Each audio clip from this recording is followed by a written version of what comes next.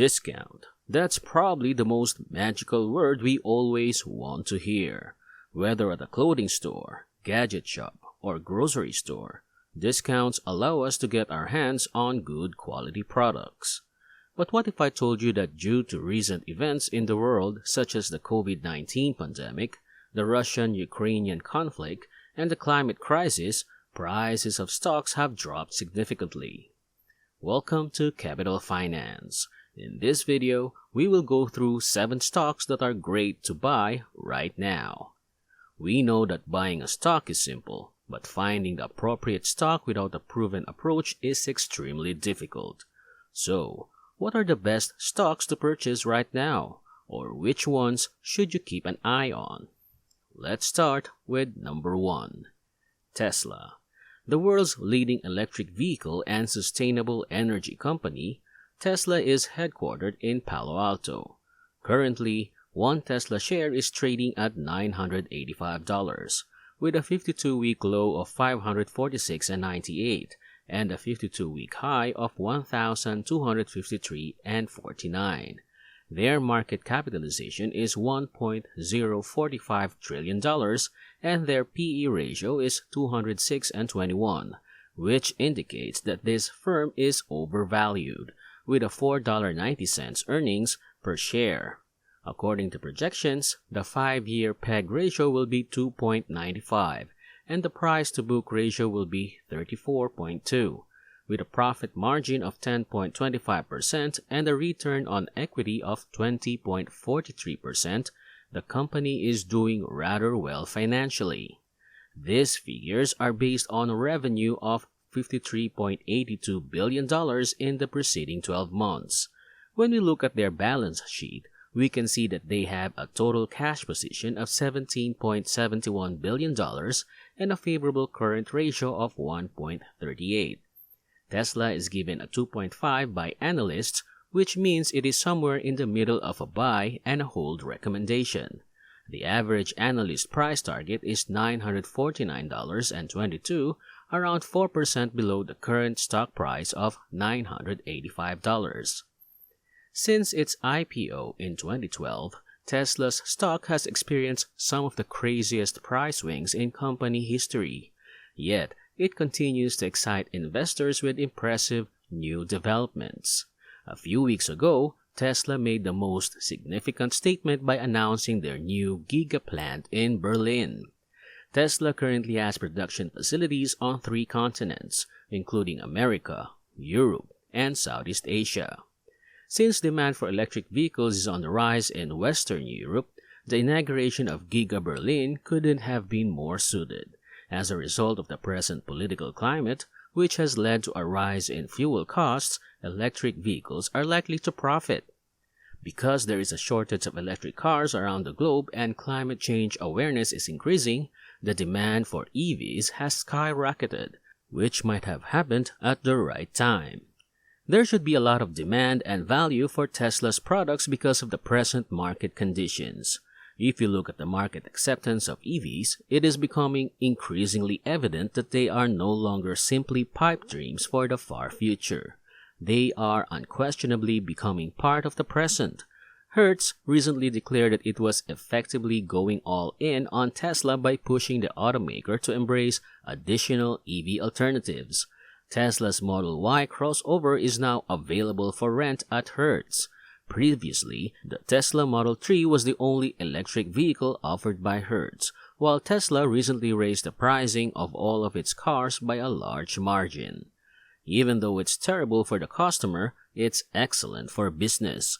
Even after decades of development, Tesla, particularly under the leadership of Elon Musk, will continue to thrill and disrupt the worldwide market for years to come. Number 2. Meta. Meta is a Menlo Park, California-based internet corporation best known for creating the social networking platform Facebook. With a high of $384.33 and a low of $185.82, one share of Meta is currently trading at $210.18. The market cap is now $603.781 billion with a PE ratio of 16.11. very low for a firm like Meta, and earnings per share of 13.77, also extremely low. It's listed as undervalued on Yahoo Finance. We believe that the stock is undervalued with a PEG ratio of 1.16 and a price-to-book ratio of 4.65. A profit margin of 33.38% and a return on equity of 31.1% demonstrate their exceptional profitability. This is based on $117.93 billion in revenue during the previous year. According to the balance sheet, the total cash on hand is $48 billion and they have a tremendous current ratio of 3.15. Analysts are constantly enthusiastic about Meta, as seen by the rating of 2.1, which indicates that it is a buy. The average analyst price target is $324.22, which is about 50% higher than the current price of $185.82. So, if you take a look at the figures, I believe that Meta is currently selling at a significant discount. The price of Meta went over the roof at the end of January when it was reported that the number of active users has dropped for the first time ever. Even with its long-term viability, Meta's assets and the value it may bring to the table in terms of metaverse development, the firm is trading at a discount of less than 15 times its expected earnings. Although Facebook's active user base is decreasing, Meta's business is undoubtedly thriving. Last month, Meta revealed that it has committed $800 million to construct a data center in Kansas City. Due to its location in the city's 5.5 million square foot data center site known as the Golden Plains Technology Park, this data center will be enormous. At the height of development, they are projected to sustain around 1,300 jobs and up to 100 operating positions by the time it goes operational in 2024. It will also be environmentally beneficial since it will run entirely on renewable energy, emitting zero carbon dioxide, consuming 32% less energy, and being 80% more water efficient than the average industry standard, among others. According to a recent report, Meta plans to begin running 3D advertisements on Facebook and Instagram. Facebook advertisements are suddenly working better for marketers, which is also fantastic. Number 3. Southwest. Southwest Airlines, based in Dallas, Texas, is one of the major airline corporations in the United States and the world's largest low-cost carrier. Southwest is now trading at $46.76, with a 52-week low of $36.75 and a 52-week high of $64.75. We have a market capitalization of $26.288 billion, a price-to-earnings ratio of 27.57, and earnings per share of $1.61. A good indicator is that Yahoo Finance has been recognized as undervalued. We can see that the 5-year projected PEG ratio is 1.57 and the price-of-book ratio is 2.44, which indicates that we may expect a lot of growth in the future. This company's profit margin is 6.19%, while its return equity is 10.13%. In the previous 12 months, the company's revenues were $15.79 billion. They now have $15.5 billion in cash on hand, and their current ratio is 1.97, which is relatively high and indicates that they are in good shape. Southwest has an average analyst price target of $53.40, a 20% increase over the current share price of $44.38. Southwest Airlines has developed a distinctive business strategy that has enabled it to become the world's largest low-cost carrier. To begin, the corporation employs a rolling hub approach to regulate aircraft traffic and save operating costs. As a result, flights are more equally dispersed, reducing congestion and lowering the overall cost. The only drawback is that travelers will have to wait a little longer to connect to a flight, but they will save money and enjoy a less hectic airport experience. A point-to-point network is employed by Southwest Airlines as well, with flights flying direct from point A to point B. There are no central hubs or intermediate stops. Travel time is dramatically reduced, and the danger of luggage loss or late arrival is significantly reduced by avoiding airplane connections. As the world's leading low-cost carrier, Southwest Airlines has a unique business strategy that gives me hope for its long-term viability and stability. Southwest Airlines recently announced the introduction of a new ticket category in an effort to increase revenue. This new ticket class will be the airline's second cheapest pricing, making it an accessible choice for travelers looking for low-cost travel. If you're a member of the Southwest Frequent Flyer program, you can cancel a flight and donate the unused credit to another member of the program. Another alternative is to change flights on the same day without incurring additional costs. Southwest Airlines is undoubtedly making a larger effort to enhance its operations with a unique and creative approach. If you're looking for something to keep an eye on, this is a quality firm that I believe is undervalued. Number 4. Apple. Apple, headquartered in Cupertino, California, is an American technology firm best known for its smartphones, tablets, and cutting-edge operating systems. One Apple share is currently trading at $165.29 with a 52-week high of $182.94 and a 52-week low of $122.25. The one-year price chart shows how much Apple has risen in the last year, with a share price of roughly $120 in April of last year. We've seen it grow steadily, with just a few minor dips to highs of approximately $180 with a more recent drop and a more recent rebound.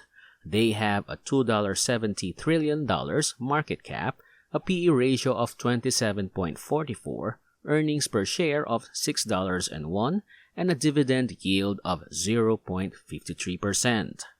In terms of valuation, we can see that they have a PEG ratio of 3.31 for the next 5 years and a price-to-book ratio of 38.62.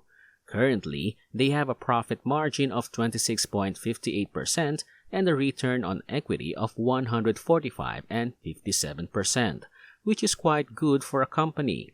This is based on revenues of around $378.328 billion over the previous 12 months. We can see from their financial sheet that they currently have a current ratio of 1.04 and total cash of $63.91 billion. The company's current dividend payout ratio is merely 14.34%, which means that most of its profits are reinvested in its growth. To put it another way, experts give Apple a rating of 1.78, which means it's an excellent investment opportunity, according to the Wall Street Journal. A price target of $193.53 has been set by most analysts, which is 10% more than the current price of $174.72. Apple continues to make groundbreaking and inventive advancements with its company and its lasting effect on the global digital industry. The corporation recently purchased a financial health business in the United Kingdom named Credit Kudos. The firm provides services for lenders to analyze the credit quality of potential borrowers by allowing them to check the financial data of loan applicants. With this acquisition, Apple continues its drive into the digital payment technology sector, an endeavor it has pursued for some years. Apple's 2019 introduction of the Apple credit card in the United States is a significant example of this drive. A financial analyst claimed that demand for Apple's iPhone sales was robust in both the United States and China, two of the largest markets in the world. Apple's goods are also selling faster than ever before. In fact, Apple's business in China has been so successful that its market share in the nation has risen to a remarkable 23% only recently. Apple's position as the richest corporation globally means that long-term viability is not an issue for the firm. Despite recent reports to the contrary, the company continues to make significant progress in its business. So, when it comes to the iPhone developer, there is no need to be concerned about innovation. Number 5. Lowe's. Lowe's is an American corporation headquartered in North Carolina that focuses on selling home improvement products and services. It is the second biggest hardwood distribution network in the USA. At $212.92 per share, Lowe's has a 52-week low of $182.08 and a 52-week high of $263.31. Their market capitalization is $140.86 billion. They have a PE ratio of 17.68 earnings per share or 12.04, pay a moderate dividend of 1.46%, have a predicted PEG ratio of 1.38 for the next 5 years, and their present profit margin is 8.77%. They have roughly $1.47 billion in cash on hand, with a current ratio of about 1.02, and right now, experts rate Lowe's as 1.9, which indicates a buy, and the analyst price target is $278.38, which is more than 25% more than the current price of $212.92. Lowe's has revealed plans to issue $5 billion in bonds for the first time. IOUs or notes can assist a corporation in raising money for reinvestment. When a corporation begins selling notes, it might indicate either that the firm is in trouble or that the company is optimistic about its future. When it comes to the competition between Lowe's and Home Depot, it's clear that they are battling for market share. However, the financial trends of the firms continue to be good, with net earnings increasing year over year in the majority of cases. A quarterly cash dividend of $80 per share will be paid out on May 4 to owners who purchased the shares before April 28. Lowe's business appears to be doing better than predicted, and the company's most recent statements suggest that the home improvement retailer still has plenty of potentials to grow. Lowe's is a firm to keep an eye on, based on the information we've gathered so far, and that it still has a solid presence in its sector. Number 6. Equifax. Equifax is one of the leading consumer credit reporting agencies in the United States. It also provides other services to consumers, such as credit monitoring and fraud protection services, among other things. At the current price of $216.38, Equifax shares have a 52-week low of $177.91 and a 52-week high of $311 respectively. Equifax has a market capitalization of $28.746 billion, a price-to-earnings ratio of 39.11, earnings per share of $6.02, and a dividend yield of 0.66%. According to Yahoo Finance, they are trading at a very close price to their fair value. The 5-year PEG and price-to-book ratios are both 1.47 and 8.06 respectively, according to the assessment metrics. They have a return on equity of 21.98% and a profit margin of 16.11%. This was accomplished with revenues of $4.92 billion in the previous 12 months. We can see from their balance sheet that they have $224.7 million in cash and a current ratio of 0.49, which indicates that their current liabilities are relatively high compared to their current assets. Equifax is now rated as a buy by analysts, with an average price target of $286.33, up from the current price of $216.38. Equifax has made several acquisitions and collaborations in the last month, which should be a good indication for investors since it demonstrates that Equifax has the resources to spend on its own growth and establish a vast network of connections with other firms. The corporation purchased Data Credito, the leading consumer credit reporting company in the Dominican Republic. Equifax's expansion of its influence and operations into Latin America is demonstrated by this purchase. When it came time for Equifax to provide their new car dealership subscription service to qualifying customers, they teamed up with Team Velocity. This is an example of Equifax's ambitions to expand into the credit reporting sector for auto-related companies. They will provide an electric vehicle subscription service through autonomy as part of the partnership.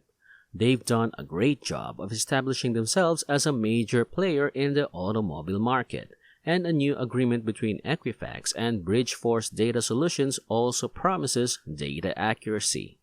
Additionally, Equifax will produce Bridgeforce Data Quality Scanner, and the two companies will work to generate extensive data sets for businesses and consumers that are accurate and reliable. Equifax, Experian, and TransUnion recently declared that they will remove unexpected medical expenditures from consumer credit reports, which would significantly impact American consumers' creditworthiness.